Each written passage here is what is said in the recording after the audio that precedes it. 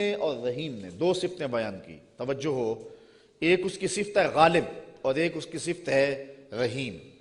علماء کہتے ہیں کہ اس کا ما قبل سے تعلق ہے، قرآن اس نے اتارا ہے جو غالب ہے، اس لیے کسی مائی کے لال میں جرأت نہیں ہے کہ اس کی زیر زبر بھی بدل سکے، اس لیے کہ اتارنے والا غالب ہے۔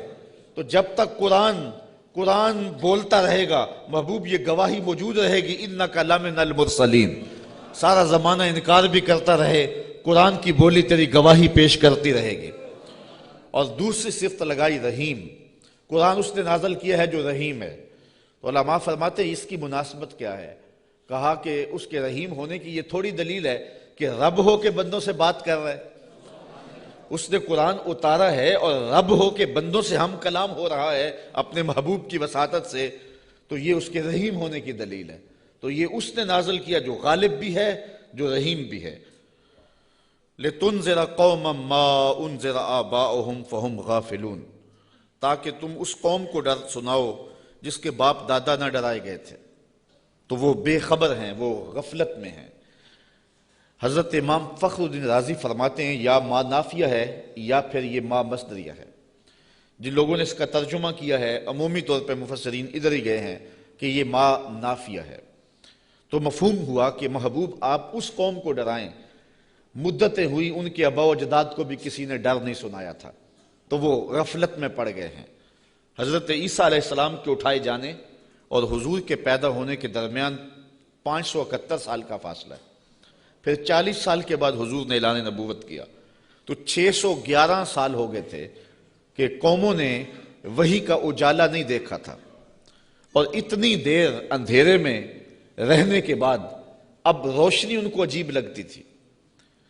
طویل مدت اندھیرے میں بیٹھے رہے تو اچانک بجلی آ جائے تو پھر ایک دفعہ آنکھوں پر بوجھ ہوتا ہے، تو جو اتنا عرصہ کفر کے ظلمت قدے میں رہے اور اندھیروں سے نبھا کرنا ان کا مزاج بن گیا اور وہ ان کی فطرت بن گئی، جب وحی کا اجالا چمکا تو وہ انکار تو کریں گے، چونکہ وہ ان کی طبع کے اندر رچ بس گیا ہے اندھیرا۔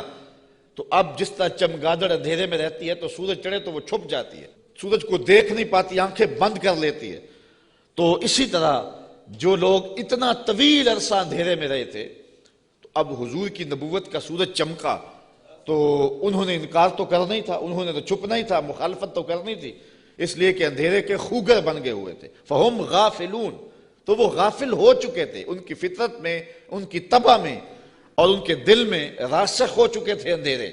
اب ان کو اچنبھا لگتا تھا روشنی عجیب لگتی تھی ان کو۔ ایک تو ہے اگر یہ ما نافیہ مانے، اور اگر اس ما کو مصدریہ مانے تو پھر اس کا مفہوم یہ ہوگا کہ محبوب آپ ان کو اسی طریقے اور اسی انداز سے ڈر سنائیں جس انداز سے ان کے آباء و اجداد کو ڈر سنایا گیا تھا۔ آپ کوئی نیا طریقہ نہیں لے کے آئے، جو پیغمبروں کا طریقہ پہلے تھا، تنذیر کا، تبشیر کا، آپ اسی طریقے پہ آئے ہیں، اور جس طرح وہ لوگوں کو اور قوموں کو ڈر سناتے رہے ہیں، آپ بھی اسی طریقے پہ ان کو تنذیر کریں، ان کو ڈر سنائیں، ان کو تبشیر کریں، ان کو پیغام حق دیں۔ یعنی آپ کا وہی طریقہ ہوگا جو آپ سے قبل پیغمبروں کا طریقہ رہا ہے، اور جس طرح ان کے آباء و اجداد کو ڈرایا گیا، پیغمبروں نے ان کے بڑوں کو ڈرایا، ان کو بھی آپ اسی طریقے سے ڈرانے کے لیے آئے ہیں۔ اور دوسرا مفہوم جو ما نافیہ کے ساتھ ہے کہ آپ اس قوم کو ڈرانے آئے ہیں، ان کو ڈر سنانے آئے ہیں، ان کو تنذیر کرنے آئے ہیں۔ مدتیں ہو گئیں کہ ان کے آباء و اجداد کو بھی کسی نے ڈر نہیں سنایا تھا، اب غفلتوں کے خوگر ہو گئے ہیں، اب عادی ہو گئے ہیں اندھیروں میں رہنے کے، تو تیری بات ان کو عجیب لگے گی تو مخالفت بھی کریں گے، تانے بھی دیں گے، پتھر بھی اٹھائیں گے، اور گڑھے بھی کھودیں گے، کانٹے بھی بچھائیں گے، طائف کا بازار بھی سجے گا، مکے کی گلیوں میں دکھ بھی آئیں گے، احد اور بدر کی جنگیں بھی ہوں گی۔ اس سخت حالات سے محبوب آپ کو گزرنا ہوگا، اس لیے کہ آپ کا پالا اس قوم سے پڑنے لگا ہے جن کے آباء و اجداد نے بھی مدتیں ہوئی روشنی نہیں دیکھی تھی، تو ان کے پاس جب آپ روشنی کا پیغام لے کے جائیں گے تو ان کو یہ بات عجیب لگے گی، اس لیے آپ ان کو تنذیر کرنے جا رہے ہیں۔ لَقَدْ حَقَّ الْقَوْلُ عَلَىٰ أَكْثَرِهِمْ فَهُمْ لَا يُؤْمِنُونَ، بے شک ان میں اکثر پر بات ثابت ہو چکی ہے کہ وہ ایمان نہیں لائیں گے۔ ابو جہل، ابو لہب، عتبہ عتیبہ اور کئی لوگ ہیں، یہ اتنے راسخ ہو چکے ہیں کفر میں اور ان کے اندر اتنا زنگ چڑھ گیا ہوا ہے کہ محبوب یہ ایمان نہیں لائیں گے۔ آپ گھبرائیں نہیں، اپنے عمل تبلیغ کو جاری رکھیں۔ کٹھن حالات میں آپ روشنی کے دیے روشن کرتے چلے جائیں۔ اندھیرا چھٹتا چلا جائے گا لیکن اکثر لوگ نہیں مانیں گے، مخالفت کریں گے، کھڑے ہو جائیں گے، مقابلہ کریں گے، بہت کچھ ہوگا۔ محبوب یہ بات طے شدہ ہے کہ آپ کی مخالفت ہوگی اور زیادہ لوگ نہیں مانیں گے۔ اِنَّا جَعَلْنَا فِي أَعْنَاقِهِمْ أَغْلَالًا، ہم ان کے گردن میں، ان کے گلوں میں طوق چڑھا دیے ہوئے۔ حضرت مولا کائنات سیدنا علی المرتضیٰ رضی اللہ تعالیٰ عنہ اپنے ان دونوں ہاتھوں کو یوں جوڑ کر کے اپنی گردن کے نیچے رکھا، تو جب گردن کے نیچے رکھا تو سر اوپر اٹھ گیا، تو فرمایا جس طرح گردن کے نیچے ہاتھ رکھنے سے گردن تن جاتی ہے اور سر اوپر اٹھ جاتا ہے، اللہ نے کافروں کے گلے میں یوں طوق چڑھا دیے ہیں کہ ان کی گردنیں اوپر کو اٹھی ہیں اور وہ چڑھتے ہوئے سورج نبوت کا دیکھ ہی نہیں سکتے ہیں۔ اچھا آگے لفظ بھی فرمایا فَهِيَ إِلَى الْأَذْقَانِ، اور وہ ٹھوڑیوں تک چڑھے ہوئے ہیں۔ فَهُمْ مُقْمَحُونَ، مقمحون عربی میں ایسے اونٹ کو کہتے ہیں کہ جس کو کھینچ لیا جائے، جس کی گردن کھینچ لی جائے اور وہ نیچے بھی نہ دیکھ سکے، دائیں بائیں بھی نہ گردن موڑ سکے، آنکھیں تاڑے لگ جائیں اور گردن اوپر کو اٹھی ہو، نیچے سبز چارہ بھی ہو تو اسے دکھائی نہ دے، اس کو کہتے ہیں ایبالن مقمحن، ایسا اونٹ کہ جس کی گردن اٹھی ہوئی ہے۔ اللہ کہتا ہے فہم مقمحون، یہ بھی مقمحون ہیں، ان کی گردنیں بھی اوپر کو اٹھ گئی ہیں، اس لیے محبوب نے کچھ سجائی نہیں دے رہا۔ مزید یہ وَجَعَلْنَا مِن بَيْنِ أَيْدِيهِمْ صَدًّا وَمِن خَلْفِهِمْ صَدًّا، ہم ان کے آگے بھی دیوار کر دی ہے، ان کے پیچھے بھی دیوار کر دی، دو دیواریں چن دی آگے پیچھے۔ فَأَغْشَيْنَاهُمْ، اور پھر ان کے منہ کے اوپر خول چڑھا دیے، فَهُمْ لَا يُبْصِرُونَ، تو وہ نہیں دیکھ سکتے۔ مجھے بتاؤ کہ آگے بھی دیوار ہو، پیچھے بھی دیوار ہو، منہ کے اوپر کپڑا خول چڑھا ہوا ہو اور نظر تاڑے لگی ہوئی ہو، گردن اٹھی ہوئی ہو، گلے میں طوق ہو، تو چڑھتا ہوا سورج دکھائی دے گا؟ چمکتا ہوا چاند نظر آئے گا؟ ٹمٹماتے ہوئے ستارے سجھائی دیں گے؟ کہا محبوب ان کی حالت بھی یہ ہے، تیری نبوت کا سورج تو چمک رہا ہے، انہیں دکھائی نہیں دے رہا ہے، اس لیے کہ یہ اس اندھیرے میں پھنس گئے ہوئے ہیں۔ مفسرین نے یہ بھی لکھا ہے کہ کچھ کافر، ابو جہل، نضر بن حارث اور باقی، پتھر لے کے حضور کو مارنے کے لیے، حضور کو اذیت دینے کے لیے گئے تھے، لیکن پھر اس طرح ان کی گردن اٹھ گئی اور ہاتھ ان کے ٹھہر گئے، اور کسی نے دیکھا کہ ایک بیل ہے جو اس کے اوپر حملہ کرنے والا ہے، تو ان کی حالت کو بیان کیا گیا ہے۔ تو اللہ فرماتا ہے وہ دیکھ نہیں سکتے۔ وَسَوَاءٌ عَلَيْهِمْ أَأَنذَرْتَهُمْ أَمْ لَمْ تُنذِرْهُمْ لَا يُؤْمِنُونَ، اب برابر ہے کہ آپ ان کو ڈرائیں یا نہ ڈرائیں، یہ ایمان نہیں لائیں گے، اس لیے کہ اندھیرے جم گئے ہوئے ہیں۔ اب یہاں ایک سوال پیدا ہوتا ہے، اور وہ یہ کہ جب اللہ نے ان کو ایسا کر دیا ہوا ہے تو اب اگر ایمان نہیں لاتے ہیں تو پھر ان کا کیا قصور؟ چونکہ اتنا طویل عرصہ نبی نہیں آئے، پیغمبر نہیں آئے، اندھیروں میں یہ خوگر ہو گئے، تو کہا نہیں ایسی بات نہیں ہے۔ بات یہ ہے کہ پیغمبر جب آئے تو انہوں نے تکذیب کر کے، پیغمبر کی توہین کر کے، نبی رحمت کی تضحیق کر کے، حضور کا انکار کر کے، اذیتیں دے کے اپنے لیے ایسا ماحول پیدا کر دیا کہ اللہ نے پھر ان کے دلوں پہ زنگ چڑھا دیے۔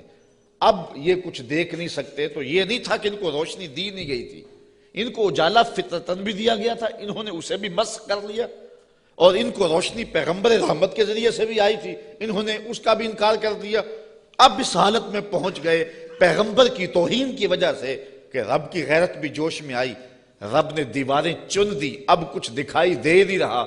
یار اس سے بڑھ کر کیا بات ہے کہ چاند ٹکڑے ہو کے قدموں میں آئے اور یہ پھر بھی نہ مانے، سورج پلٹ کے عصر کے وقت پہ آئے، یہ پھر بھی نہ مانے، ابو جہل مٹھی میں کنکر لے کے آئے اور کہے آپ اللہ کے رسول ہیں، بتاؤ میری مٹھی میں کیا ہے، تو حضور بول کے کہیں میں بتاؤں یا جو مٹھی میں وہی بتا دے، تو اب بھی وہ نہ مانے اور کہے ھذا من سحر ابن ابی کبشہ، یہ ابو کبشہ کا جادو ہے جو سر چڑھ کے بول رہا ہے۔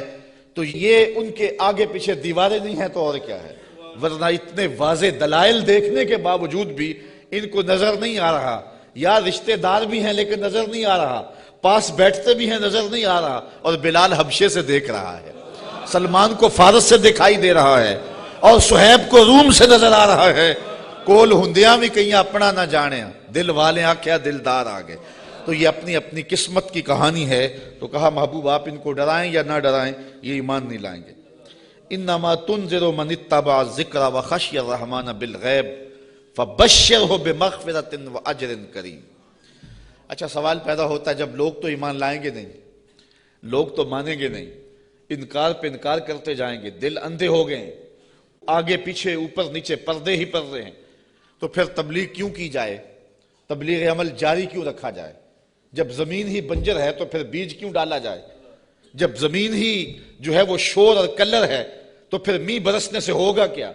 تو پھر تبلیغ کا عمل رک جانا چاہیے. کہا محبوب نہیں, تیرے کرم کا می برستا رہنا چاہیے, تیرے کرم کا می جو ہے وہ ان کے اوپر نازل ہوتا رہنا چاہیے. یہ نہیں مانیں گے, ایسے بھی ہیں. انما تنذر من اتبع الذکر. محبوب آپ اس کو ڈر سناؤ جو نصیحت کے پیچھے پیچھے چلے.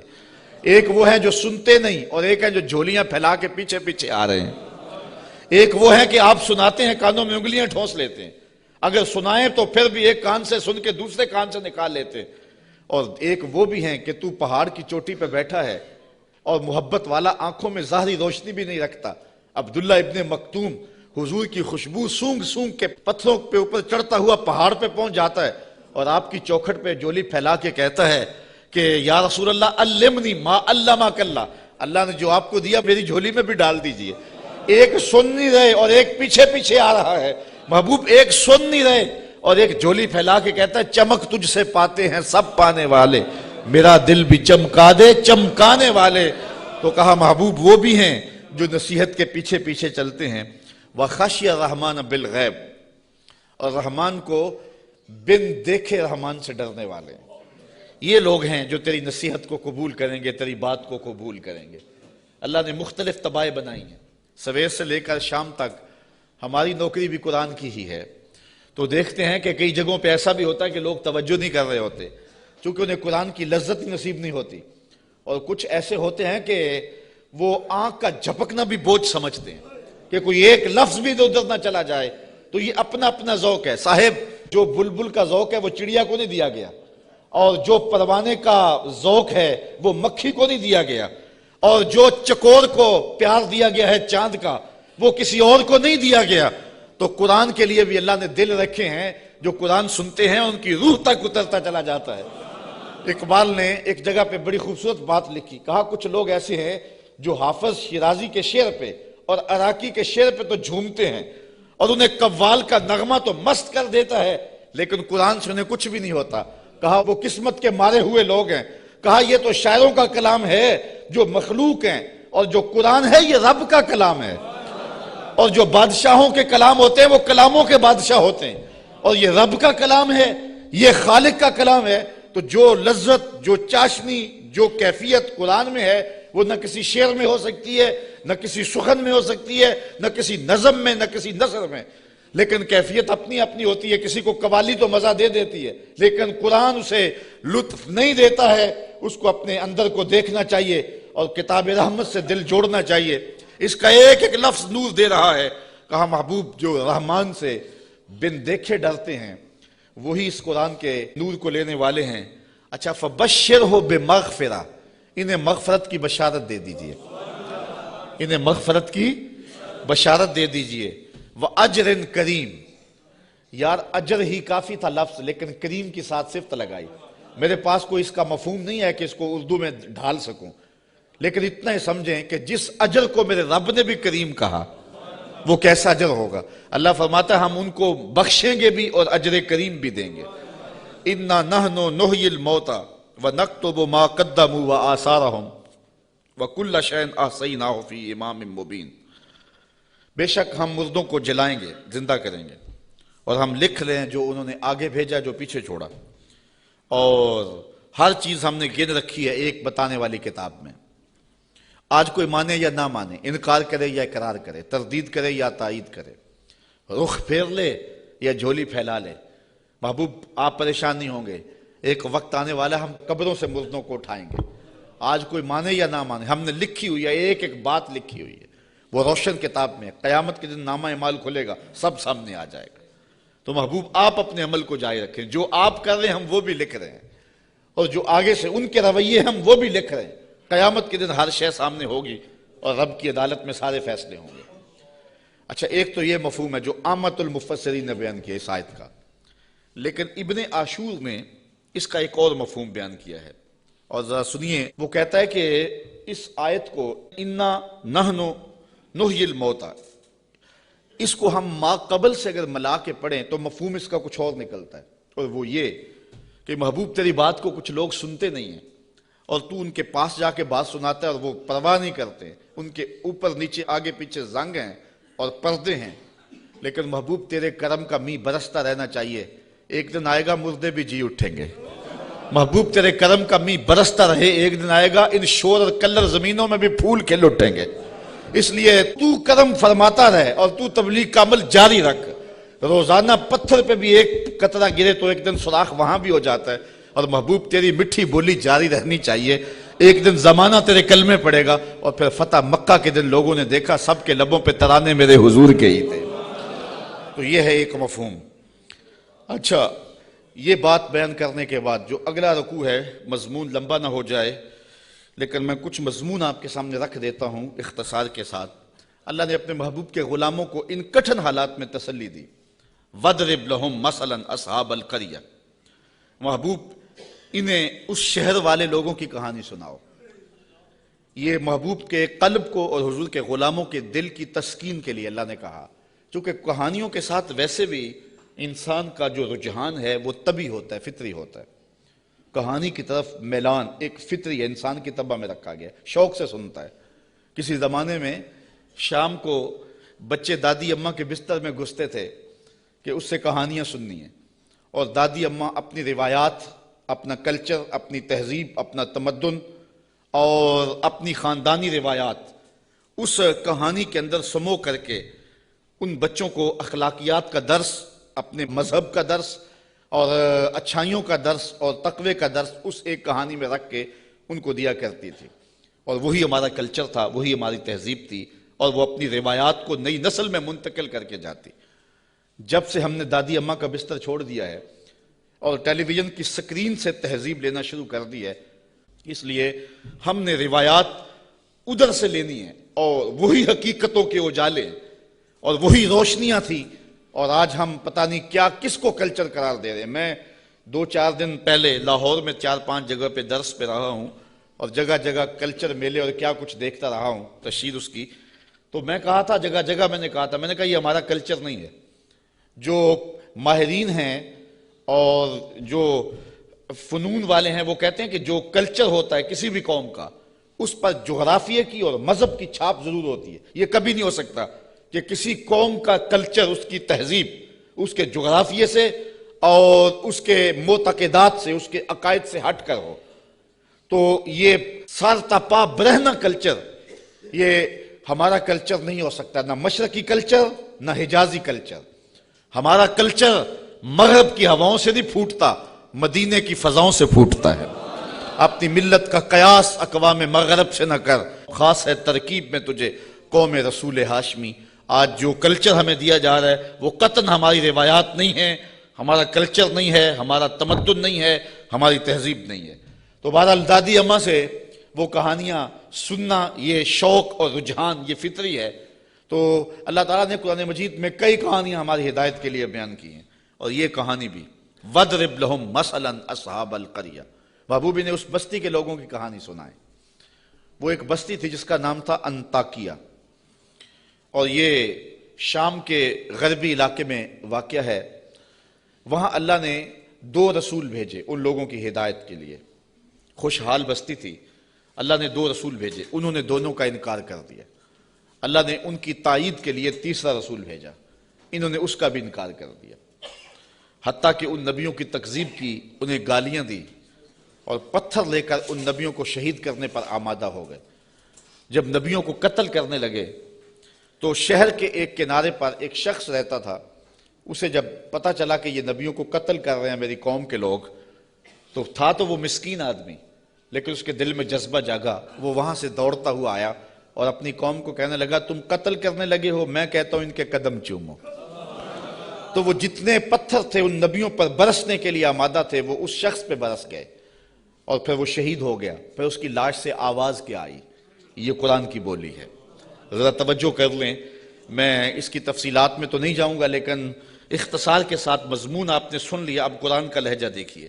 وَاضْرِبْ لَهُمْ مَثَلًا أَصْحَابَ الْقَرْيَةِ، محبوب نے اس بستی کے لوگوں کی کہانی سنائیے۔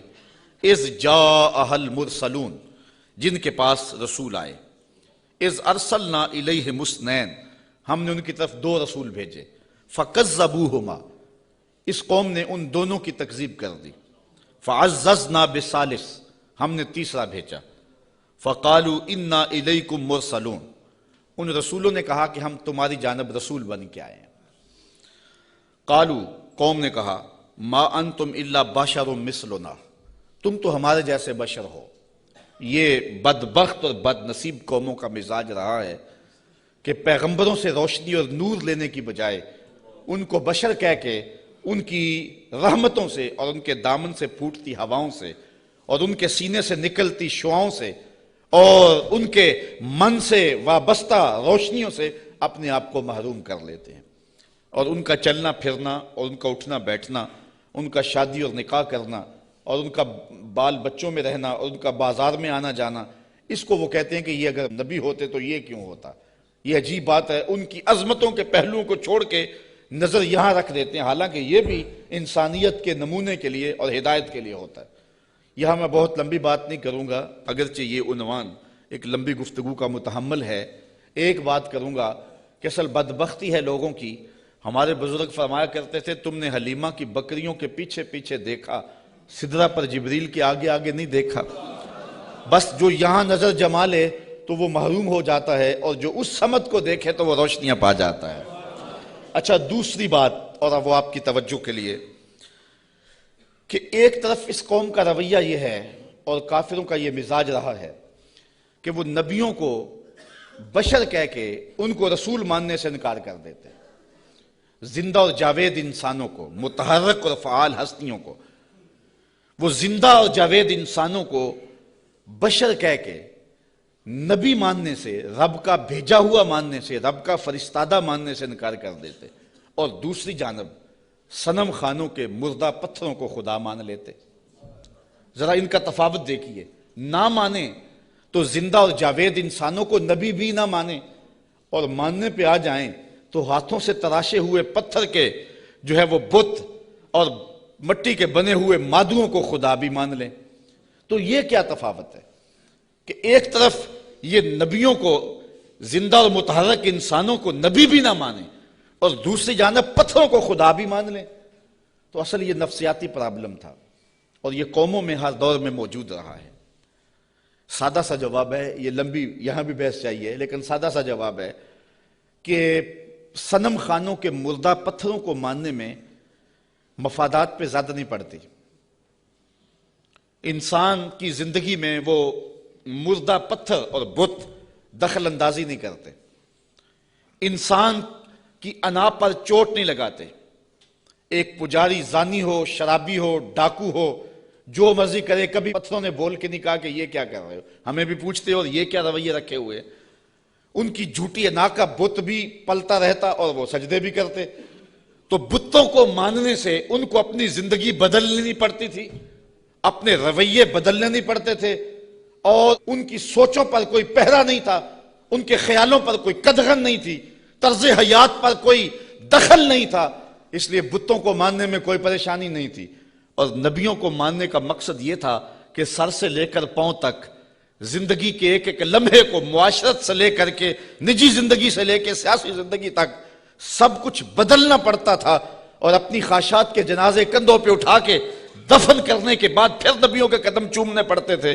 اس لیے نبیوں کو ماننے میں پرابلم تھا اور بتوں کو ماننے میں کوئی پرابلم نہیں تھا، اس لیے کہ بتوں کو ماننے میں کوئی مفادات پہ زیادتی نہیں پڑتی تھی، اور نبیوں کو ماننے کا مقصد یہ تھا پھر اپنی خواہش چھوڑنی پڑتی تھی۔ تیرے ہندیاں سندیاں محبوبہ، میں کافر ہوا جے میں ہوا، پھر تو اپنا آپ چھوڑنا پڑتا تھا نا۔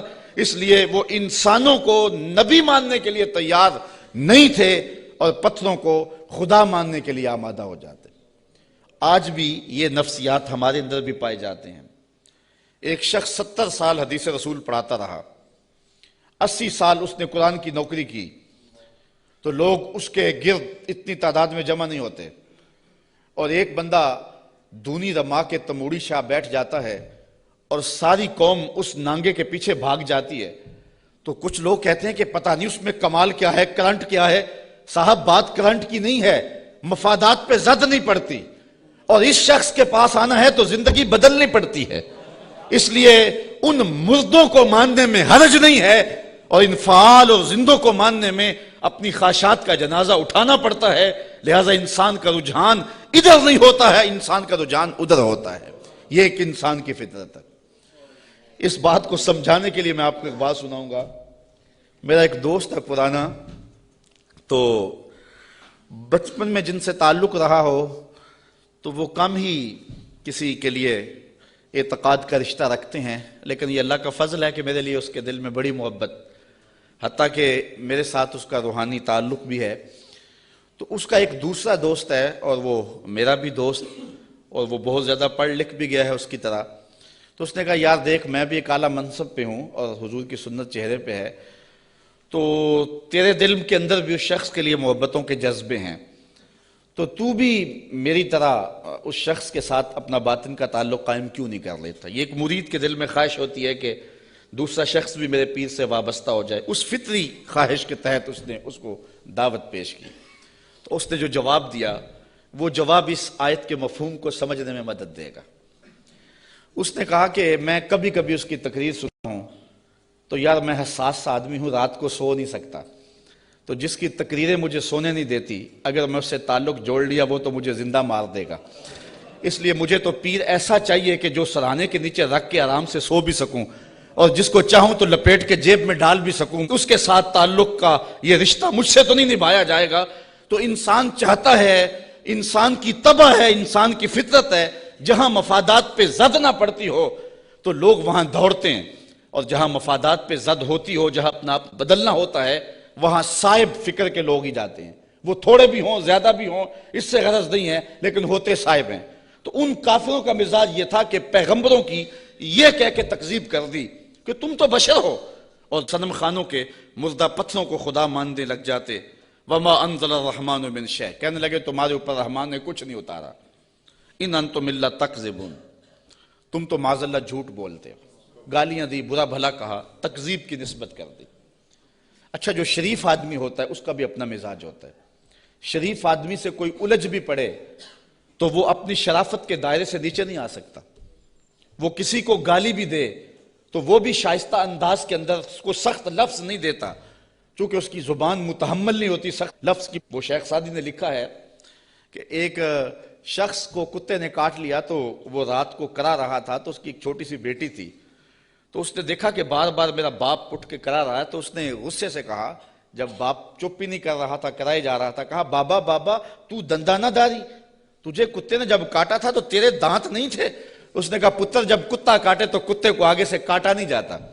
تو جو شریف آدمی ہوتا ہے وہ گالی کا متحمل نہیں ہوتا، اور کوئی سخت لفظ بھی کہے تو اس کو بھی تول کے بولتا ہے۔ اب ان کافروں نے تو گالیاں دی، پیغمبروں کو برا کہا، تکذیب کر دی۔ پیغمبروں نے جواب کیا دیا، ذرا سنیں اور زندگی کا حسن دیکھیں اور اچھے لوگوں کی عادات دیکھیں۔ اللہ اکبر۔ تو ان پیغمبروں نے کہا قالوا ربنا یعلم انا الیکم لمرسلون، ہمارا رب جانتا ہم رسول ہیں۔ ایک تو بات یہ، اور دوسری بات تم مانو نہ مانو تمہاری ضرورت بھی نہیں ہے، جب ہمارا رب جانتا ہے کہ ہم رسول ہیں۔ یہاں بات سمجھانے کے لیے مجھے پھر ایک مثال دینا پڑے گی۔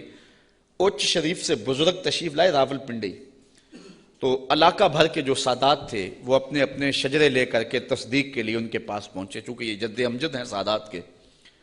تو پیر میر علی شاہ صاحب نہیں گئے، تو کسی نے پیر صاحب سے کہا کہ حضرت سارا زمانہ آیا ہے اور اپنے شجروں کی تصدیق کروائی ہے، آپ نہیں گئے؟ تو پیر میر علی شاہ رحمۃ اللہ تعالیٰ علیہ فرمانے لگے کہ میں وادی ہمراہ میں تھا، میری عصر کی سنتیں قضا ہو گئی، سویا تو حضور خواب میں ملے، اور آقا کریم نے فرمایا سید ہو کے عصر کی سنتیں چھوڑتے ہو؟ تو کہا میرے لیے یہ سند ہی کافی ہے کہ حضور نے کہہ دیا سید ہو کے عصر کی سنتیں چھوڑتے ہو، جب حضور نے سید کہہ دیا اب مجھے کسی اور کی تصدیق کی لوڑ ہی نہیں ہے۔ تو کہا تم مانو نہ مانو ہمارا رب کہتا ہے کہ ہم رسول ہیں، یہی سند کافی ہے کہ ہمارا رب کہہ رہا ہے کہ ہمیں رسول ہے۔ اچھا، اگر آپ کی توجہ ہو تو اس سے ایک اور بات میں آپ کے سامنے رکھنا چاہوں گا، جو سچا آدمی ہوتا ہے اس کی طبع کے اندر ایک اطمینان ہوتا ہے، اور جو جھوٹا آدمی ہوتا ہے اس کو کبھی بھی سکون نہیں ملتا، وہ سیاست کے روپ میں ہو، وہ مشائخ کے روپ میں ہو، وہ عالم کے روپ میں ہو، وہ کسی اور بھی روپ میں ہو، اس نے ایک جماعت رکھی ہوتی ہے اپنی تعریف و توصیف کروانے والی، بھنڈ قسم کے لوگ اس کے ساتھ ہوتے ہیں جو زمین سے آسمان تک اس کو اٹھا کے لے جاتے ہیں۔ چونکہ ہمارا تعلق مذہبی طبقے سے ہے، ہم دیکھتے ہیں کہ بعض لوگوں کو انہوں نے اپنے ساتھ بھنڈ قسم کے مولوی رکھے ہوئے ہوتے ہیں جو انہیں قطب زماں تو غوث زماں پتہ نہیں کیا کیا کہہ رہے ہوتے ہیں، لیکن ہم ان لوگوں کے چہروں پہ دیکھتے ہیں ان کے اندر چور بول رہا ہوتا ہے۔ اور اسی طرح جس طرح جھوٹا آدمی اس کا سارا زمانہ بھی تعریف کرے تو اسے تو پتہ ہوتا ہے، تو وہ اندر جو ضمیر ہے اس کا ملامت کرتا ہے، اور اس کی پیشانی پہ کچھ لکھا ہوتا ہے جو بصیرت والے لوگ پڑھتے ہیں۔ اسی طرح جو سچا آدمی ہوتا ہے سارا زمانہ مخالفت بھی کرے اور زمانہ گالیاں بھی دے، سچ اس کی پیشانی پہ بول رہا ہوتا ہے، اسے کوئی ضرورت نہیں ہوتی کہ کوئی مجھے کہے کہ تو اچھا ہے، سارا زمانہ مخالف بھی ہو جائے اسے یہ پرواہ نہیں ہوتی۔ انہوں نے کہا تم مانو یا نہ مانو، ربنا یعلم، ہمارا رب جانتا ہے کہ ہم اس کے رسول ہیں، ہمارے سے ڈگری لینے کی ہمیں ضرورت بھی نہیں ہے، ہمارا رب جانتا ہے کہ ہم رسول ہیں۔ وما علینا الا البلاغ المبین، انہوں نے کہا ہمارا اتنا کام تھا وہ ہم نے کر دیا، ہمارا کام تھا تبلیغ کرنا، اور وہ کھلی تبلیغ ہم نے کر دی۔ یہ آپ ہر خطیب سے سنتے، جب تقریر ختم ہوتی ہے تو آخر میں کہا جاتا ہے وما علینا الا البلاغ المبین۔ تو یہاں میں ایک جملہ کہنا چاہوں گا، اگر کوئی شخص قرآن و حدیث بیان کرنے کے بعد کہے وما علینا الا البلاغ المبین، پھر تو بات جچتی ہے، اور اگر کوئی 1 گھنٹہ لطیفے سنانے کے بعد اور جغت بازی کرنے کے بعد، لوگوں کی پگڑیاں اچھالنے کے بعد پھر کہے وما علینا الا البلاغ المبین، تو بھلا بات جچے گی؟ بات تو تبھی جچے گی جب ان پیغمبروں کے مشن کو ادا کرے اور پھر کہے وما علینا الا البلاغ المبین۔ انہوں نے کہا ہمارا کام اتنا تھا کہ ہم نے تمہارے تک تبلیغ کر دی، اب تمہاری مرضی مانو یا نہ مانو۔ قالوا انا تطیرنا بکم لئن لم تنتہوا لنرجمنکم وليمسنکم منا عذاب علیم۔ کہنے لگے معاذ اللہ ہم تمہیں منحوس سمجھتے ہیں، نحوست کی نسبت ان نبیوں کی طرف کر دی، اور مفسرین نے لکھا ہے کہ بارش بھی زیادہ ہو جاتی تو کہتے ہیں ان کی وجہ سے، کبھی دھوپ کڑاکے کی لگ جاتی تو کہتے ہیں ان کی وجہ سے، کبھی کوئی چلتے چلتے کوئی گر جاتا تو کہتے ہیں ان کی وجہ سے، یعنی جو بھی انہیں کوئی تکلیف پہنچتی تو وہ الزام دیتے پیغمبروں پہ کہ یہ آئے ہیں 3 لوگ ہماری بستی میں، اس وجہ سے ہمیں یہ تکلیفیں آ رہی ہیں۔ انہوں نے کہا لئن لم تنتہوا، اگر تم نہ رکے، باز نہ آئے۔ اس قوم نے ان 3 پیغمبروں کو الٹیمیٹم دیا، اگر تم نہ رکے، تبلیغ کا عمل نہ چھوڑا، لنرجمنکم، ہم تمہارے اوپر پتھر برسائیں گے، وليمسنکم منا عذاب علیم، اور بے شک ہمارے ہاتھوں تم بہت دکھ میں مبتلا ہو جاؤ گے، تمہیں بڑی سزا دیں گے، تکلیف دیں گے۔ انہوں نے جواب میں کیا کہا؟ قالوا طائرکم معکم، کہا تمہاری نحوست تمہارے ساتھ، تمہاری نحوست تمہارے ساتھ ہی ہے۔ اَإِن ذُكِّرْتُمْ، تم یہ سب کچھ اس لیے کر رہے ہو کہ ہم تمہیں نصیحت کر رہے ہیں، ہم تمہیں ڈرا رہے ہیں، تمہیں ہم تذکیر کر رہے ہیں، اور جس کے اندر چور ہو تذکیر اس کو دکھن دیتی ہے اور اس کو تکلیف ہوتی ہے۔ بل انتم قوم مسرفون، تم حد سے تجاوز کرنے والے لوگ ہو۔ اچھا، جب انہوں نے یہ کہا تو قوم نے پتھر پکڑ لیے، کسی نے چھری پکڑی ہے، کسی نے تلوار پکڑی ہے، کسی نے ٹوکا پکڑا ہے، کسی نے کلہاڑا پکڑا ہے، کسی نے پتھر پکڑے ہیں، کسی نے ڈنڈا پکڑا ہے، جو کسی کے ہاتھ میں آیا میدان میں لے آئے 3 پیغمبروں کو، اور ان کو قتل کرنے کے لیے قوم امڑ آئی۔ اب جب ان پیغمبروں کو شہید کرنے کے لیے لوگ آمادہ ہوئے تو پھر شہر کے کنارے وہ شخص آیا۔ میں بالکل چھوٹا تھا، 12 یا 13 سال کی عمر ہوگی۔ میرے والد گرامی رحمۃ اللہ تعالیٰ علیہ فجر کی نماز میں سورہ یاسین پڑھا کرتے تھے، اور جب اس آیت پہ آتے تو حالت ان کی بھی ہوتی کہ بلک بلک کے رو پڑیں گے، اور مجھے بھی نہیں پتا کہ دل میں کیا اترتا تھا، اس وقت تو پتا نہیں تھا، چھوٹے تھے، لیکن بعد میں جب مفہوم سمجھ میں آیا تو پھر پتا چلا کہ اس آیت میں کیا ہے۔ اس کا ترجمہ تو میں آپ کے سامنے رکھوں گا ہی، لیکن آپ لفظوں پہ بھی غور کرنا، لفظوں کی کشش کیا ہے۔ وہ حبیب نجار نامی شخص تھا جو شہر کے کنارے ایک جو ہے وہ غار میں رہتا تھا، اور جب یہ انطاکیہ میں پیغمبر داخل ہوئے تو سب سے پہلے ملاقات اس سے ہی ہوئی۔ اس کو 70 سال ہو گئے تھے، ایک بیماری میں مبتلا تھا، اور روزانہ بتوں کے آگے ہاتھ جوڑ کے معافی مانگتا تھا اور اپنی شفا کا عرض کرتا تھا۔ تو پیغمبروں نے جب توحید کی دعوت دی، بتوں کو چھوڑنے کا کہا، تو اس نے کہا کہ تمہارا رب کیا کر سکتا ہے؟ کہا کہ جن بتوں سے 70 سال ہو گئے تو معافی مانگتا ہے اور شفا مانگتا ہے، انہوں نے نہیں دی، ہمارا رب تجھے ایک لمحے میں شفا دینے پہ قادر ہے۔ اس نے کہا کیسے؟ ان پیغمبروں نے ہاتھ اٹھائے۔ اچھا یار، پیغمبر تو ایک ہی ہاتھ اٹھا لے اور پھر 3 پیغمبروں نے ہاتھ اٹھائے ہوں گے تو پھر کیفیت تو کچھ اور ہی ہوئی ہوگی۔ اچھا، اس کی بیماری ختم ہو گئی، فوراً ٹھیک ہوا، اپنے گھر میں رہ کے ذکر فکر میں لگا رہتا تھا۔ یہ پیغمبر تبلیغ کرتے رہے۔ جب قوم نے ان پیغمبروں کو شہید کرنے کا ارادہ کر لیا، وہ دور شہر کے کنارے پہ رہتا تھا اور اس کا گھر کوئی اونچائی پہ تھا اور کسی غار میں رہتا تھا۔ اس نے دیکھا کہ میدان میں لوگ جمع ہیں اور نبیوں کو شہید کرنے پہ آمادہ ہیں۔ پھر وہ وہاں سے آیا۔ اب قرآن کے لفظ یہاں دیکھیے، یہی حبیب نجار صاحب یاسین ہے۔ ذرا غور تو کرو، قرآن کی نوکری کرنے والوں، دعوت دین دینے والوں، اپنے آپ کو بہت بڑا سمجھو اس اعتبار سے کہ تمہیں یہ سعادت مندی نصیب ہوئی ہے۔ اللہ نے کس اہتمام سے شخص کا ذکر کیا۔ پھر کیا ہوا؟ وَجَاءَ مِنْ أَقْصَى الْمَدِينَةِ رَجُلٌ يَسْعَى، شہر کے پرلے کنارے سے ایک مرد دوڑتا ہوا آیا۔ یار وہ کیسا مرد تھا جس کو رب نے بھی مرد کہہ کے پکارا، وہ جس کو رب نے بھی مرد کہہ کے پکارا، کیونکہ سارا ماحول مخالفت میں ہے اور وہ واقعی مرد تھا، اکیلا آ گیا۔ وَجَاءَ مِنْ أَقْصَى الْمَدِينَةِ رَجُلٌ يَسْعَى، شہر کے پرلے کنارے سے ایک مرد دوڑتا ہوا آیا۔ قَالَ يَا قَوْمِ اتَّبِعُوا الْمُرْسَلِينَ، کہا میری قوم رسولوں کی اتباع کرو، ان کی مخالفت نہ کرو۔ ان کو پتھر مارنے لگے ہو، میں کہتا ہوں ان کے قدم چومو۔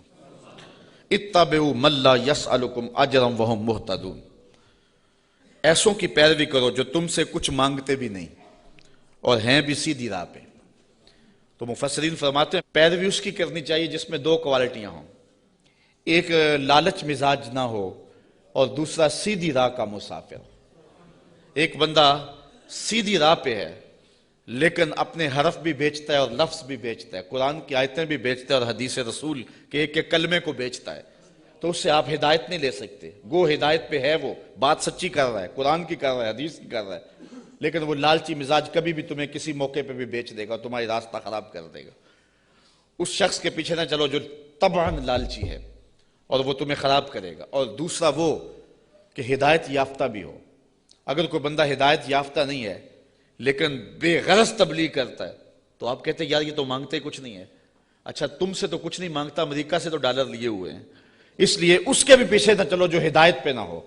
2 شرطیں قرآن نے بیان کی ہے، ایک ہدایت پہ ہو اور دوسرا تم سے طلب کچھ نہ کرتا ہو۔ مجھے معاف کرنا، میں پہلے بڑا ماتوب ہوں، لیکن آج جو قیامت توڑی جا رہی ہے، چاہے نعت خانوں کے روپ میں ہو یا علماء کے روپ میں ہو، یہ جو پہلے ایڈوانس لیے جاتے ہیں اور بعد میں نذرانے وصول کیے جاتے ہیں، اور یہ کیا کیا ریٹ مقرر ہوئے ہیں، یہ کس دین کی کہانی ہے؟ نہ یہ قرآن میں ہے، نہ حدیث میں ہے، نہ رسول کریم کا یہ طریقہ ہے۔ میں قرآن کی کہانی آپ کے سامنے رکھ رہا ہوں۔ اتبعوا من لا یسألکم اجرا، اس کے پیچھے چلو جو تم سے مانگتا کچھ نہ ہو، وہم مہتدون، اور وہ ہدایت والے بھی ہوں۔ یہ اس حبیب نجار نے اپنی قوم سے کہا۔ تبلیغ کا ایک طریقہ بھی دیکھیے، آج حکمت سے بات کرنے کو لوگ بزدلی کہتے ہیں، کہتے ہیں یہ بزدل ہے، یہ گالیاں نہیں دیتا، یہ کمزور آدمی ہے، اس لیے وہ کسی پہ اٹیک نہیں کرتا، جبکہ تبلیغ کی حکمت کو کبھی بھی ہاتھ سے نہیں جانے دینا چاہیے۔ مجھے بتاؤ کہ سارا مجمع مخالف ہے اور سارا زمانہ دشمن ہے، اور جو اکیلا ہی اپنی غار سے نکل کے آیا وہ بزدل تھا یا دلیر تھا؟ قرآن نے بھی اس کو مرد کہا ہے نا، لیکن اس کا تبلیغ کا سٹائل دیکھیے، اس نے یہ نہیں کہا کیوں نہیں مانتے، اس نے بھی تبلیغ کا سٹائل یہ دیا، کہا میں اس کو کیوں نہ پوجوں جس نے مجھے پیدا کیا ہے۔ دیکھو تبلیغ کا مقصد اگلے کو سوچنے کا موقع بھی دینا ہے۔ اگر اس پہ اٹیک کر دیا جائے، کسی کو پتھر مارنے، پھر اس کو بات نہیں آپ سنا سکتے۔ تو اگر وہ کہتا نا حبیب نجار کہ تم کیوں نہیں مانتے اس کو جس نے تمہیں پیدا کیا ہے، تو وہ ہاتھ میں پتھر تو پہلے پکڑے ہوئے تھے، فوراً برس جاتے، تبلیغ کا موقع ہی نہ ملتا۔ اس نے یہ بات اپنے اوپر کہی اور سوچنے کا موقع ان کو دیا، کہا میں اس کو کیوں نہ پوجوں جس نے مجھے پیدا کیا۔ تو سوچنے کا موقع ہے نا کہ ہم اس کو کیوں نہ پوجے جس نے ہمیں پیدا کیا. پھر کہا وَإِلَيْهِ تُرْجَعُونَ, تم نے پلٹ کے بھی اس کے پاس جانا ہے. پھر مخاطبہ ہو گیا. آگے دیکھیے, أَتَّخِذُ مِن دُونِهِ آلِهَةً, کیا میں اسے معبود بناؤں اللہ کے سوا؟ إِن يُرِدْنِ الرَّحْمَنُ بِضُرٍّ لَا تُغْنِ عَنِّي شَفَاعَتُهُمْ شَيْئًا, اگر رحمان میرا کچھ برا چاہے تو ان کی سفارش میرے کچھ کام نہ آئے. وَلَا يُنْقِذُونَ, اور نہ وہ مجھے بچا سکیں. إِنِّي إِذًا لَّفِي ضَلَالٍ مُّبِينٍ, اگر میں ایسا کروں پھر تو کھلی گمراہی میں ہوں. سب کچھ اپنے اوپر اس نے کہا. اگر ایسا کروں, میں نہ مانوں تو پھر, حالانکہ وہ تو مانتا تھا لیکن اس نے بات اپنے پہ رکھی اور انہیں سوچنے کا موقع فراہم کیا. بہرحال حجت پوری کر لی. مبلغ کا کام تبلیغ حکمت سے کر لینا. اب کسی کی قسمت ہو مان لے, کسی کی قسمت ہو نہ مانے. جب یہ ساری بات اس نے کر لی, پھر اس نے کہا انی آمنت بربکم فاسمعون, میں تمہارے رب پہ ایمان لایا ہوں, سن لو. ایمان تو وہ پہلے لا چکا تھا, اب اس نے اپنے ایمان کا اعلان کیا پورے شہر میں. انی آمنت بربکم, میں تمہارے رب پہ ایمان لایا. مفسرین نے اس پہ بھی بات کی ہے, بے ربی کیوں نہیں کہا؟ گویا یہ ان کے عقیدے پہ قدغن لگائی کہ تم غلط ہو, تم مانو نہ مانو, رب تمہارا بھی رب بھی ہے, اس لیے میں تمہارے رب پہ ایمان لاتا ہوں. فاسمعون, سن لو. اچھا, جب اس نے یہ بات کہی نا تو وہ جتنے بھی پتھر نبیوں پہ برسنے پہ آمادہ تھے سارے اس پہ برس گئے. مفسرین نے بہت کچھ لکھا ہے. گڑھا کھود کے اس کے اندر ڈال کر کے اوپر سے ملبہ انڈھیل دیا. ایک روایت ہے کہ پتھر مار مار کے انہیں شہید کر دیا. ایک روایت یہ ہے کہ آرا رکھ کے سر سے پاؤں تک چیر دیا گیا, اور بھی جو بھی ان کے پاس ہو سکا انہوں نے اس کو شہید کر دیا. پتھر مار رہے ہیں اس کے بدن کو. اب جب اس کی روح بدن کو چھوڑ رہی ہے, اب قرآن کا سٹائل دیکھیے, انداز دیکھیے. کی لدخل الجنہ, رب نے 8 دروازے کھول کے کہا جس دروازے سے آنا چاہتا ہے آ جا. جنت کے 8 دروازے میرے بندے تیرے لیے کھلے ہوئے. کیلا, اسے کہا گیا ادخل الجنہ, جنت میں آ جا. خوشبوئیں آ رہی ہیں جنت کی, حوریں جو ہیں وہ پھول لیے کھڑی ہیں, غلمان حاضر ہیں. اچھا, یہاں میں ایک بات کہنا چاہتا ہوں یار. وہ کسی نے کہا کہ مزہ تو مرندہ تب آئے کہ جب محبوب کے قدموں میں ہوں. کیسی شہادت تھی جس شہادت کے گواہ 3 نبی تھے. کیسا شہید تھا جس کی شہادت کے گواہ 3 پیغمبر تھے, اور پھر تبلیغ کرتے ہوئے شہید ہوا. اور پھر کتنا خوش نصیب ہے جس کو رب بھی کہہ رہا ہے جی آیا نو, جس کو رب بھی کہہ رہا ہے خوش آمدید, جنت کے دروازے کھلے ہیں. کی لدخل الجنہ, جنت میں آ جا. اچھا, یہ تو اللہ کی طرف سے ناز برداریاں تھی اپنے بندے کو. اب جو اس کی کیفیت تھی, حضرت عبداللہ ابن عباس کہتے ہیں کہ جب اس حبیب نجار کو لوگ پتھر مار رہے تھے اور اس کی روح نکل رہی تھی, اور وہ ساتھ بولتا کہہ رہا تھا مالک میری قوم کو ہدایت دے دے, انہیں پتہ نہیں ہے اس لیے مجھے مار رہی. انہیں کیا پتا کہ پیغمبروں کی اتباع کتنی بڑی دولت ہے, مالک ان کو ہدایت دے دے. اب جب اس کی روح پرواز کر گئی, اللہ نے جنت کے دروازے کھول دیے, تو پھر کیا ہوا؟ اب ان لفظوں پہ قربان ہونے کو جی چاہتا ہے.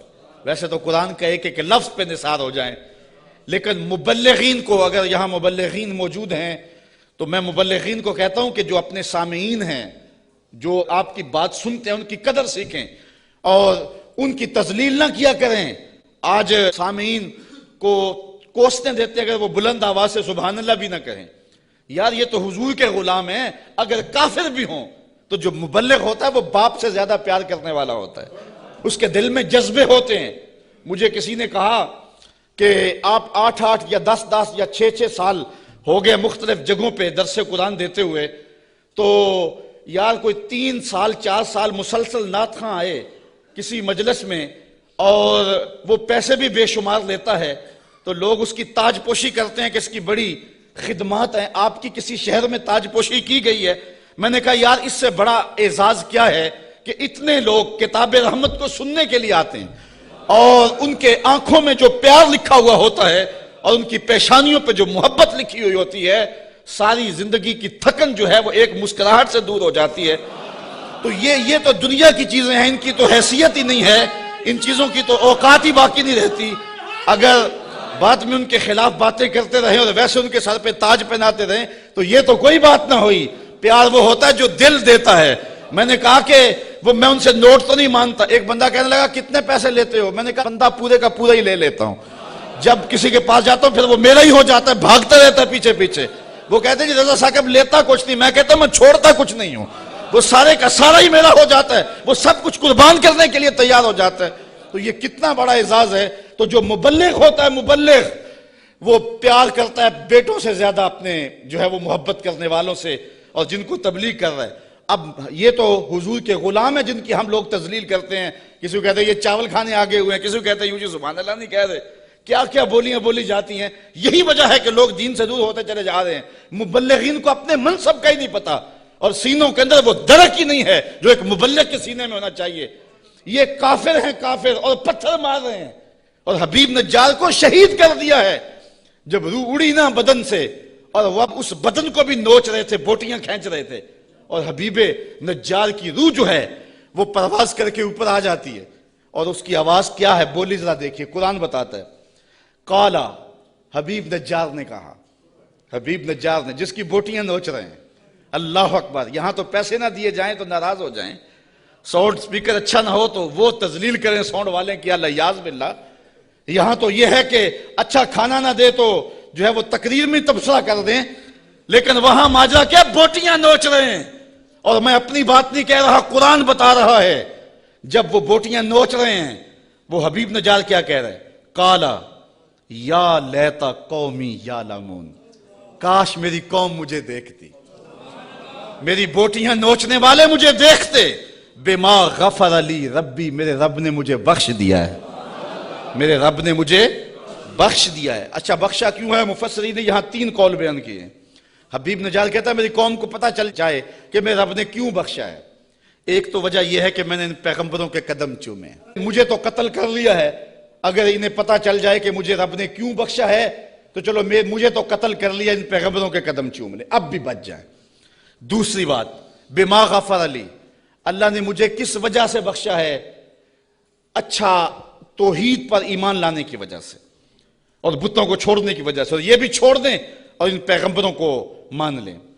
اور تیسری بات, یہ میرے بدن کو نوچ رہے ہیں اور کہتے ہیں دیکھو مار دیا, آیا تھا توحید کا پرستار, دیکھو ہم نے پرخچے اڑا دیے, یہ مجھے ذلیل کر رہے ہیں, لیکن یہی ذلت میری عزت کا سبب بن گئی, یہی شہادت میرے سر پہ عزتوں کا تاج رکھ گئی. وہ کہتا ہے کہ کاش انہیں پتہ چل جائے کہ میرے رب نے میری عزت افزائی کیا کی ہے. وَجَعَلَنِي مِنَ الْمُكْرَمِينَ, اور مجھے عزت والوں میں کیا ہے, مجھے وقار کی مسند بچھا کے دیے اور مجھے عزت کے تخت پہ بٹھایا ہے. وہ یہ آرزو کر رہا ہے کاش کہ میری قوم کو پتہ چل جاتا. پھر قوم نے حبیب نجار سمیت ان 3 نبیوں کو بھی شہید کر دیا. پھر اللہ کا کیا عذاب ان کے اوپر نازل ہوا, اور کس طرح وہ اللہ کی پکڑ میں آئے, اور پیغمبروں کو شہید کرنے اور حق کی آواز کو مسترد کرنے کی سزا کیا ہوتی ہے. اس عنوان کے ساتھ انشاءاللہ جو اگلی آیات ہیں, اگلے ماہ جب آپ حاضر ہوں گے تو سورہ یاسین کا مضمون چلتا رہے گا. 5 رکوع ہیں, تقریباً 1 مکمل اور 1 نصف کے قریب رکوع مکمل ہو گیا. خیال یہ ہے کہ ہم 4 یا 3 دروس میں سورہ یاسین مکمل کر لیں گے, اور میری آرزو یہ ہوگی کہ سورہ یاسین میں کوئی بھی مس نہ ہو, چونکہ یہ میرے حضور کی آرزو تھی کہ میری امت کے ہر شخص کے دل میں سورہ یاسین ہو. اللہ مجھے آپ کو اپنی رحمتوں اور کرم نوازیوں سے مالا مال کرے. آفاق کے ہر گوشے میں قرآن سنا کر دم لینا, اب رکنا نہیں, اب تھمنا نہیں. فردوس میں جا کر دم لینا, آفاق کے ہر گوشے میں قرآن سنا کر دم لینا, اب رکنا نہیں, اب تھمنا نہیں. بسم اللہ الرحمن الرحیم.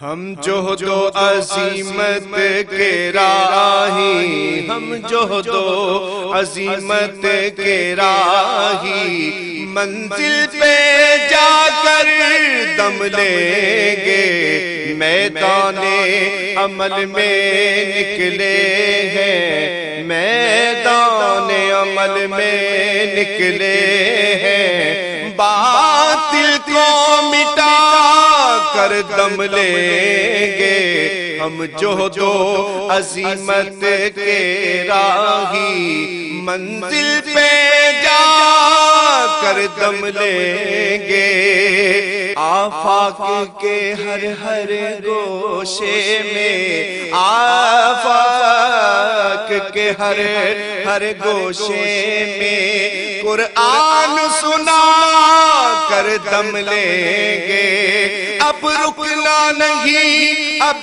تھمنا نہیں، اب رکنا نہیں، اب تھمنا نہیں، فردوس میں جا کر دم لیں گے، ہم جوہد و عظیمت کے راہی، منزل پہ جا کر دم لیں گے، میدان عمل میں نکلے ہیں، باطل کو مٹا کر دم لیں گے۔ اس دارالعلوم کی ایک ایک اینٹ میں پیار بھرا ہوا ہے، درد بھرا ہوا ہے، تو اس کے لیے دعا گو رہیں، اپنے تعاون سے بھی نوازتے رہیں۔ اللہ کی توفیق سے یہ ایک مرحلہ تقریباً تکمیل کے قریب ہے۔ ہم نے چاہا یہ تھا کہ 3.5 لاکھ روپے کا ایک ستون بما اوپر والا چھت اور فرشی لینٹر جو پڑا ہے، یہ 3.5 لاکھ روپے کا ایک بنتا ہے، تو اگر ہمیں 99 لوگ مل جائیں تو یہ سارا مکمل ہو جائے، لیکن 47 لوگ ہمیں مل سکے، چونکہ 3.5 لاکھ روپے ہم نعت خاں کو دے لیتے ہیں، مدرسے کو دینا ہمارے لیے مشکل ہے، ہمارا مزاج ایسا بنا ہوا ہے، تو پورے ملک کے اندر اتنے لوگ ملے، اللہ ان کے رزق میں بے پناہ برکتیں عطا فرمائے۔ باقی جن لوگوں نے انفرادی طور پہ کوشش کی، 2، 5، 7، 8، 10، 20 ہزار جتنی توفیق کوئی شامل ہوئے، تو یہ اتنا کام مکمل ہوا، اور یہ تھوڑا سا حصہ ہم نے یہ کچھ قرض لے کر کے ڈالا ہے، اور آگے والا حصہ بھی ہم نے جو ہے وہ تعمیر کرنا ہے۔ جب اوپر والی چھت کا مرحلہ پہنچے گا تو ایک ستون بما چھت کے صرف 2 لاکھ روپے تک جو ہے وہ ممکن ہوگا۔ احباب اگر اس حوالے سے جو ہے وہ تعاون فرمائیں۔ جامعۃ المصطفیٰ کے جو ماہانہ اخراجات ہیں اس سلسلے کے اندر باہر سے معاونت فارم اگر وصول کر لیں، ایک بچے کا اوسط خرچہ تقریباً 1200 سے 1500 روپے تک ہے، اگر ایک بچے کا خرچہ اپنے ذمے لے لیں، ہمارا نمائندہ ہر مہینے وصول کر لے گا، تو یہ ایک تعاون کی صورت ہوگی۔ بہرحال جس طرح جس سے بن پڑے، اپنے مرحومین کے اصالِ ثواب کے لیے، اس کی تعمیر کے لیے آپ نے کوشاں رہنا ہے۔ جس نے ایک پائی بھی اس جامعہ کے لیے خرچ کی، اے اللہ اس کو جزائے جزیل دے۔ جس نے گزرتے ہوئے پیار کی نظر سے دیکھ بھی لیا، اس کو بھی جزائے جزیل عطا فرما۔